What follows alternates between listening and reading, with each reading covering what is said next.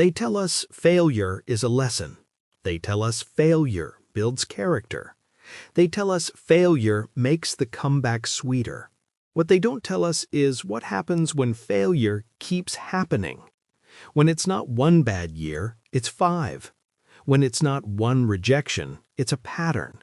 When it's not one mistake, it's a destroyed reputation. That's where all the motivational talk ends.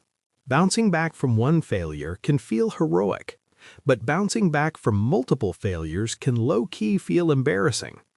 Repeated failure often associates the goal with pain, not progress. Over time, the brain links the thing you're chasing to disappointment, shame, or exhaustion. This can create resentment or loathing even for goals that are objectively worthwhile. Psychologists call this goal aversion, when the pursuit itself becomes a source of stress rather than fulfillment. Multiple failures changes the way you move through the world. You stop talking about your plans because you don't want the look. You stop dreaming out loud because you know it may never materialize. You learn how to joke about your situation so nobody digs deeper. And slowly, without realizing it, you shrink. Not because you lack ability, but because you're tired of hoping and being disappointed by yourself. That's the real damage of repeated failure. It's not the losses, it's the erosion of self-trust. At some point, a quiet thought creeps in late at night. Maybe this is just who I am. Now, I want to tell you that that thought is dangerous. Why? It's because it always sounds very reasonable. But I'm here to pull you out of that misery. You see, multiple failures don't mean you're broken or stupid or dumb. It simply indicates that your previous way of dealing with things has expired. Most people try to bounce back by doing the same things, but maybe this time a little louder.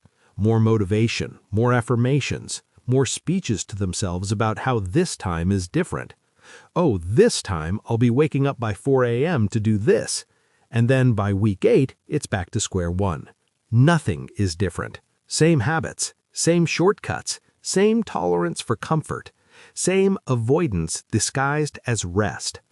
They want a new future without becoming a new person. That never works.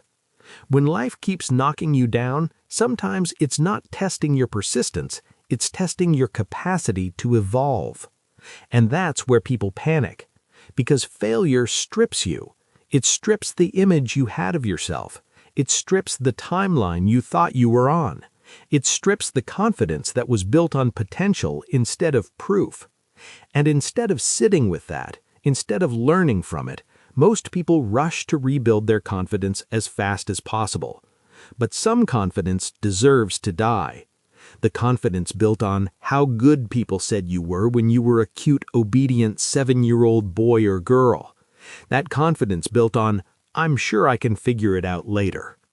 Repeated failure is a correction. Many times, it's reality telling you that your self-image is ahead of your habits. So, if you're serious about bouncing back, here's the shift that changes everything. Stop chasing confidence. Chase accuracy. Be accurate about how consistent you've really been. Accurate about how often you quit when it gets boring. Accurate about the effort you meant to give versus the effort you gave. Now, you might say, I've listened to many motivational speakers say small improvements matter most. So why accuracy? Why don't I strive to make small improvements? Well, they are right to some extent, but you don't fix a broken engine by driving a little better.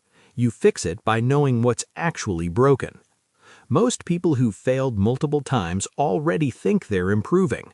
Many times you'll hear them say, I'm more motivated and resilient than I was 5 months ago, or I'm trying harder now, I've learned my lesson. And then they proceed to make things even worse. You failing badly before doesn't prevent you from failing heavily again. But if you choose to chase accuracy at first, it gives you a clear direction of what and what not to do, and this can tremendously improve your actions. For example, accuracy forces you to answer uncomfortable questions. How consistent am I really? Where exactly do I quit? What do I avoid when it gets boring? What standards do I secretly lower? If you misidentify the problem, your small improvements will land you in the wrong place, and this could end up being the reason you make further mistakes. For example, if you quit tasks when they feel boring, the improvement isn't adding more tasks to your to-do list, it's training yourself to complete boring tasks consistently. Accuracy is diagnosis. Improvement is treatment. You don't skip diagnosis. Without a clear diagnosis, you're guessing. Guessing often leads to repeated mistakes because you keep addressing the wrong issues. Accurate self-assessment is what makes small improvements meaningful.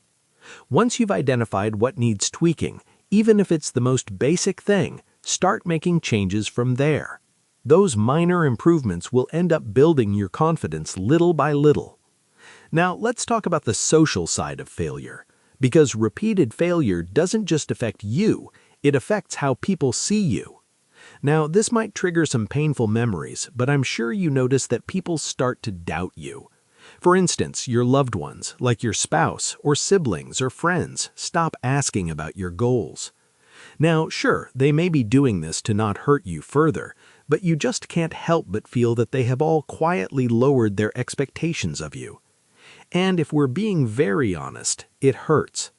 But here's the shift you have to make. Stop struggling. Don't try to push yourself so much so you bounce back to change their minds. No, that type of confidence is old you. Right now, you bounce back so their opinions stop mattering to you. And that only happens through results, not explanations, not justifications, not speeches about how you've changed. One thing I very much agree with what every motivational speaker says is to work hard in silence. That attitude is very much what you need going forward. Silence is part of the comeback. Less talking, less posting, less announcing new beginnings. Rebuild privately. Let people be surprised later.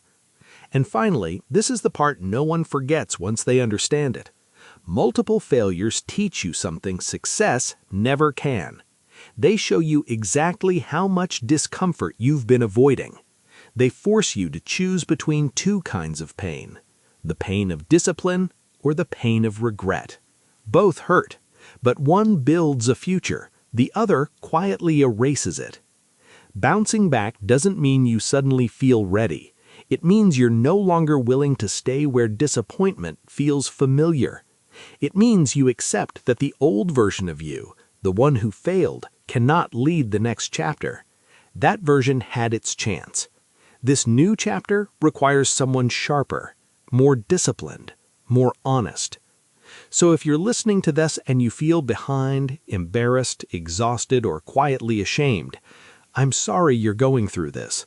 Life is indeed very difficult, but from now on, things will change. That discomfort you feel right now would keep you on your toes. Failure didn't destroy you. Trust me, it won't. However, avoiding the transformation it demands will. You don't rise by hoping harder. You rise by changing deeper.